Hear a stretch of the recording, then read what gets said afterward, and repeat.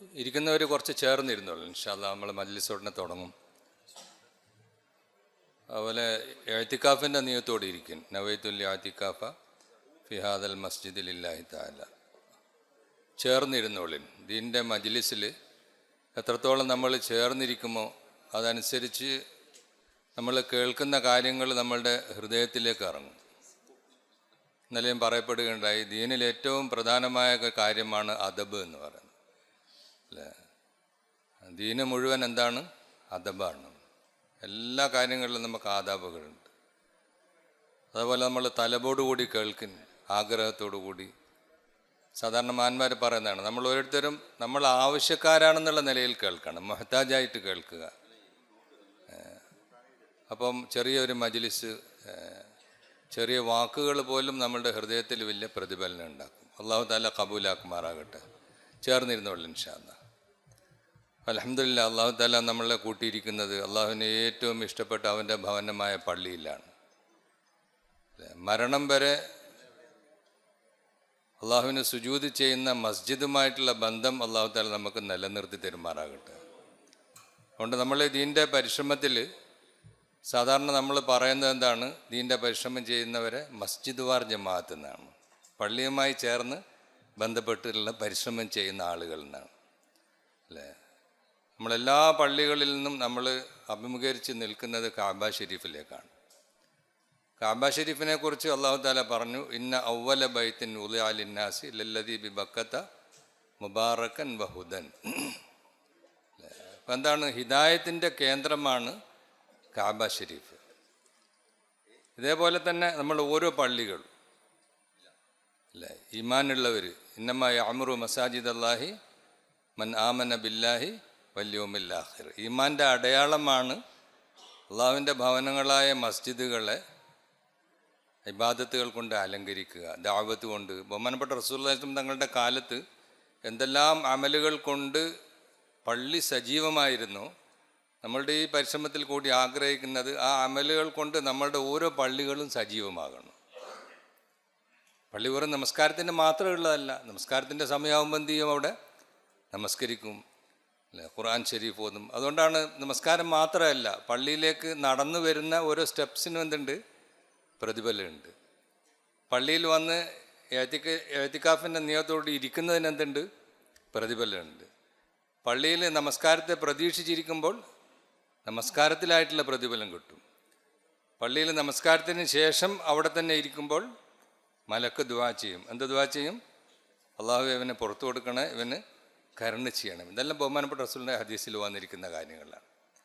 ഒരു മുഅ്മിനെ സംബന്ധിച്ചോളം അലി റളിയല്ലാഹു തആല എന്ന് പറയുന്നുണ്ട്, മീൻ അല്ലേ, മത്സ്യം വെള്ളത്തിൽ പ്രകാരം അതിൻ്റെ സ്വസ്ഥത, അതിൻ്റെ സമാധാനം വെള്ളത്തിലാണോ, ഇതേപോലെ ഒരു മുഅ്മിൻ്റെ ഹൃദയം പള്ളിയുമായി ബന്ധപ്പെട്ടതായിരിക്കും.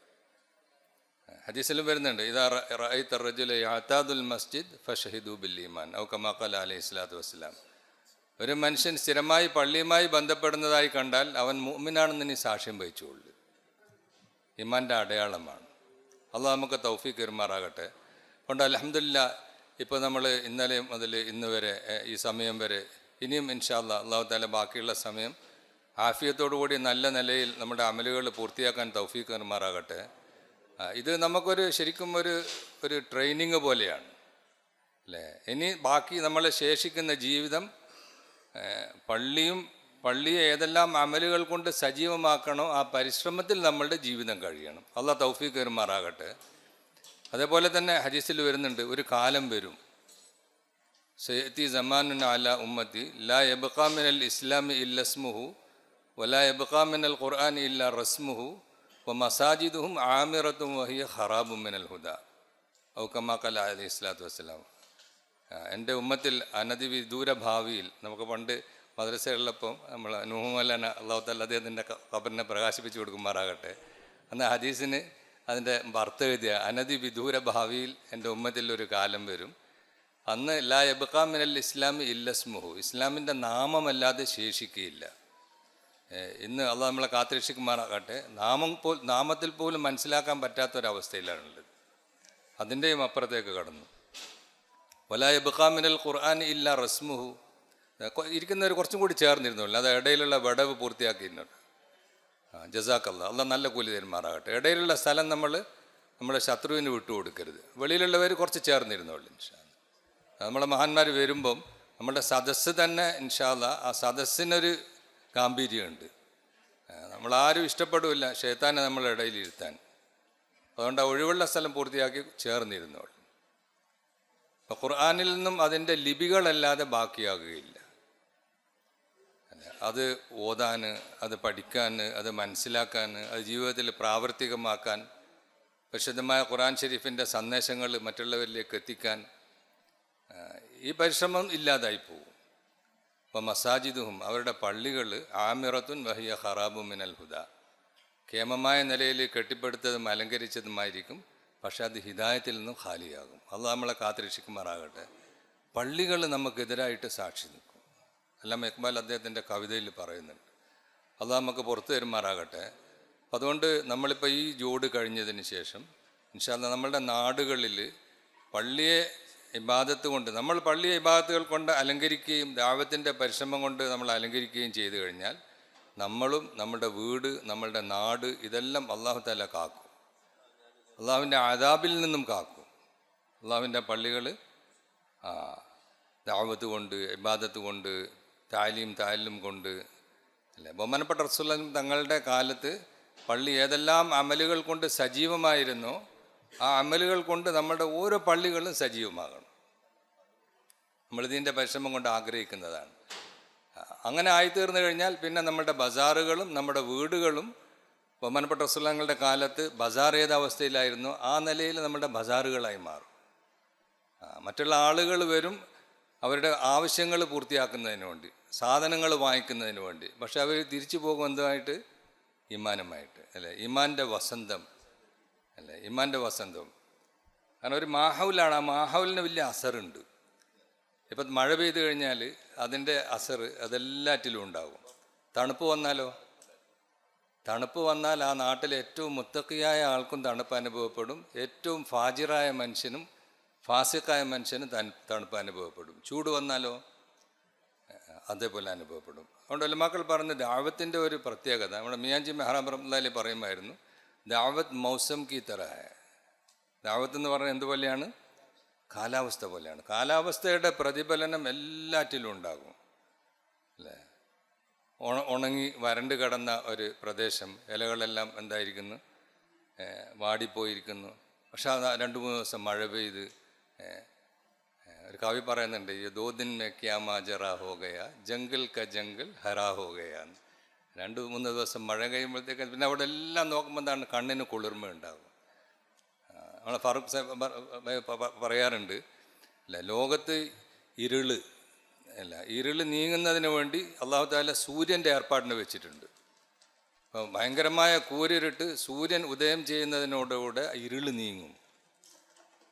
എപ്രകാരം അന്തരീക്ഷത്തിൽ ഇരുളുണ്ടോ ഇതേപോലെ മനുഷ്യരുടെ ഹൃദയങ്ങളിലും ഇരുളുണ്ട്. കുഫറിൻ്റെ ഇരുള്, ഷിർക്കിൻ്റെ ഇരുള്, ബിദ്അത്തിൻ്റെ ഇരുള്, ഹൃദയത്തെ ബാധിക്കുന്ന മാരകമായ രോഗങ്ങൾ, കിബിർ, ഉജ്ബ്, ഹസദ്, ഇതൊക്കെ ഭയങ്കരമായ രോഗങ്ങളാണ്. അത് നമ്മളെ കാത്തുരക്ഷിക്കുമാറാകട്ടെ.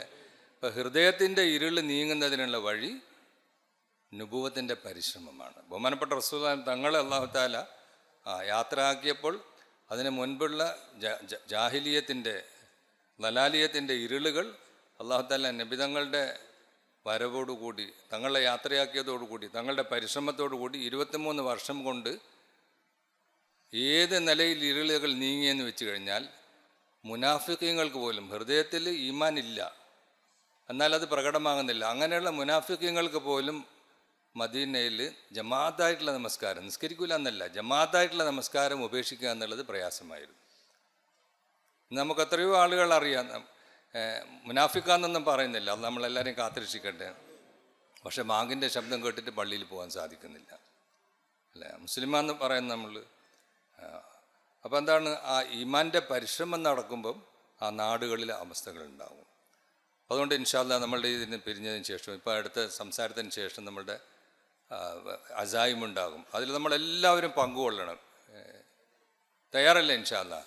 ആ സമയത്ത് നമ്മൾ പോകരുത്. കാരണം എന്താണ്? ഇതൊരു താൽക്കാലികമായിട്ടുള്ള ഒരു 2 ദിവസം നമ്മൾ തിരിച്ച് പോയിട്ട് ഇനി ദീൻ്റെ പരിശ്രമം ചെയ്യേണ്ടവരാണ്. ഓരോ പള്ളികൾ തോറും മസ്ജിദ് വാർ ജമാഅത്തുകൾ ഉള്ള പരിശ്രമത്തെക്കുറിച്ച് പറയപ്പെടും അല്ലേ. അതുകൊണ്ട് നമ്മളോട് ഇപ്പോൾ പറഞ്ഞിരിക്കുന്നതാണ് പള്ളികൾ തോറുമുള്ള ചെറിയ ചെറിയ കൂട്ടം. നമ്മളെല്ലാ ദിവസവും ഒരു മുഅ്മിനീങ്ങളെ സംബന്ധിച്ചോളം നമ്മളുടെ എത്രയോ അടുത്ത കുടുംബക്കാർ ബന്ധക്കാരുള്ള വീടുകളുണ്ടാകും. പക്ഷെ നമ്മൾ ദിവസം 5 നേരം പോകുമോ അവിടെ? ആഴ്ചയിൽ പോകുന്നില്ല, മാസത്തിൽ പോകുന്നില്ല, ചിലപ്പോൾ വർഷത്തിലൊക്കെയാണ് പോകുന്നത്. പക്ഷെ 5 നേരം നമ്മൾ ആരുടെ വീട്ടിൽ പോകണം? അള്ളാഹുവിൻ്റെ വീട്ടിൽ പോകണം.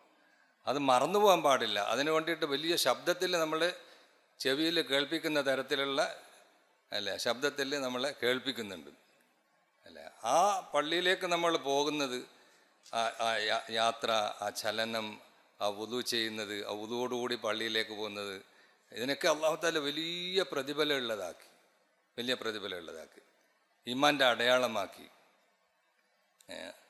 അപ്പം അതുകൊണ്ട് നമ്മൾ തിരിച്ചു പോയി കഴിഞ്ഞാൽ നമ്മളെ നാട്ടിലുള്ള 100% ആളുകളെയും നമുക്കൊരു വ്യക്തിയിലേക്ക് ദഅവത്തില്ല. ഉണ്ടോ? നമുക്കൊരു നാട്ടിലേക്ക് ദഅവത്തുണ്ടോ? ഇല്ല. നമ്മുടെ ദഅവത്ത് ആരിലേക്കാണ്? അള്ളാഹുവിലേക്കാണ് അല്ല. വമൻ അഹ്സനു ഖൗലൻ മിമ്മൻ ദഅ ഇലല്ലാഹ്. ആ അള്ളാഹുവിലേക്കുള്ള ദഅവത്ത്, അള്ളാഹുവിലേക്ക് ക്ഷണിക്കുന്നതിന് വിളിക്കുന്നതിന് വേണ്ടി നമുക്ക് മാതൃക ആരാണ്? നമ്മളുടെ നബി മുഹമ്മദുർ റസൂലുള്ളാഹി സ്വല്ലല്ലാഹു അലൈഹി വസല്ലം അല്ലേ. തങ്ങളിലേക്കാണ് രണ്ടാമത്തെ നമ്മളുടെ ദഅവത്ത്. മൂന്നാമത്തെ ദഅവത്ത് എന്താണ്? നമ്മുടെ ആഖിറത്തിൻ്റെ ജീവിതം. അള്ളാഹുവിൻ്റെ വഹ്ദാനിയത്ത്, നബിയുടെ റിസാലത്ത്, ആഖിറത്തിൻ്റെ ജീവിതം. ഈ 6 കാര്യങ്ങൾ നമ്മൾക്ക് ദഅവത്തിൽ നമ്മോട് പറയപ്പെടുന്ന 6 കാര്യങ്ങളുടെ ഉള്ളിൽ നിന്നുകൊണ്ട് ദഅവത്ത് ചെയ്തു കഴിഞ്ഞാൽ, എപ്രകാരം ആദ്യത്തെ നൂറ്റാണ്ടിൽ എല്ലാ സഹാബാക്കളും ദായികളായിരുന്നു, ഇതേപോലെ എല്ലാ മുഅ്മിനീങ്ങൾക്കും ഇന്നും ദഅവത്ത് ചെയ്യാൻ സാധിക്കും. അല്ലാഹു തആല ആ നിലയിൽ നമുക്ക് എളുപ്പമാക്കി തന്നിരിക്കുകയാണ്.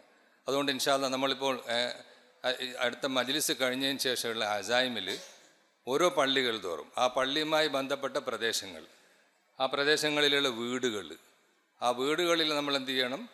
ഓരോ വ്യക്തികളെയും അല്ലേ, ഓരോ പുരുഷന്മാരെയും നമ്മൾ കാണണം. വീടുകളിലെ അമലുകൾ നമ്മളോട് പറയപ്പെടുന്ന, വീട്ടിലുള്ള താലീമ്, വീട്ടിലുള്ള ദീനിയായ മാഹൗല്, വീട്ടിലെ ഇബാദത്തിൻ്റെ മാഹൗല്. അൽഹംദുലില്ലാഹ് മുമ്പുള്ള സദസ്സിലും നമ്മളോട് പറയപ്പെട്ടു, കാർഗുസാരികൾ കേൾക്കുകയുണ്ടായി. അതേപോലെ നമ്മുടെ വീടും ഒരു എന്തായിത്തീരണം? വീട്ടിലൊരു ദീനിയായ മാഹൗൽ അന്തരീക്ഷം ഉണ്ടായിത്തീരണം. അതിനുവേണ്ടി നമ്മൾ ദിവസേന നമ്മൾ പരിശ്രമിക്കണം. അപ്പോൾ അതുകൊണ്ട് ഇൻഷാ അല്ലാഹ് നമ്മുടെ ഇനി വരുന്ന മാസങ്ങളിൽ നമ്മൾ പള്ളികൾ തോറുമുള്ള നമ്മളുടെ സമ്മേളനങ്ങൾ, ഈ സമ്മേളനത്തിന് നമ്മൾ ഗൗരവവും പ്രാധാന്യവും നൽകി അല്ലാഹു തആല എനിക്കും തൗഫീഖ് തരുമാറാകട്ടെ, നമുക്ക് എല്ലാവർക്കും അല്ലാഹു തആല തൗഫീഖ് നൽകുമാറാകട്ടെ. നമ്മൾ എല്ലാവരും അതിൽ സജീവമായി ഇൻഷാ അല്ലാഹ് പരിശ്രമിക്കുകയും കഴിയുന്നിടത്തോളം നമ്മൾ എന്ത് ചെയ്യുക, നഖ്ദായിട്ട് തന്നെ ആ സമ്മേളനങ്ങളിൽ നിന്ന് സാധിക്കുമെങ്കിൽ 4 മാസത്തെ ജമാഅത്ത്, അല്ലെങ്കിൽ 40 ദിവസത്തെ ജമാഅത്ത്, അതല്ലെങ്കിൽ ഏറ്റവും ചുരുങ്ങിയത് 3 ദിവസത്തെ ജമാഅത്തെങ്കിലും മാക്സിമം നമ്മൾ എന്ത് ചെയ്യുക, നമ്മളുടെ പള്ളികളത്തോടുള്ള സമ്മേളനത്തിൽ നിന്ന് ഇൻഷാ അല്ലാഹ് പുറപ്പെടുവിക്കാൻ വേണ്ടി നമ്മൾ പരിശ്രമിക്കണം. തയ്യാറല്ല ഇൻഷാ അല്ലാഹ്? അല്ലാഹു തആല തൗഫീഖ് തരുമാറാകട്ടെ. അപ്പോൾ അതുകൊണ്ട് എല്ലാവരും ഇൻഷാ അല്ലാഹ് ശ്രദ്ധയോടുകൂടി ഇരിക്കും, നല്ല നിയ്യത്തോടുകൂടി ഇരിക്കും. അല്ലാഹു തആല ഈ നമ്മളുടെ ഈ ഒരുമിച്ച് കൂടലിനെ നമ്മളുടെ ദീനിലും ദീനിൻ്റെ പരിശ്രമത്തിലും ഒരു നാഴികക്കല്ലായി, ഒരു മൈൽ സ്റ്റോണായി, നമ്മുടെ പരിശ്രമത്തിൽ വലിയ പുരോഗതിക്കും അഭിവൃദ്ധിക്കും കാരണമാക്കി അല്ലാഹു തആല കബൂലാക്കുമാറാകണം.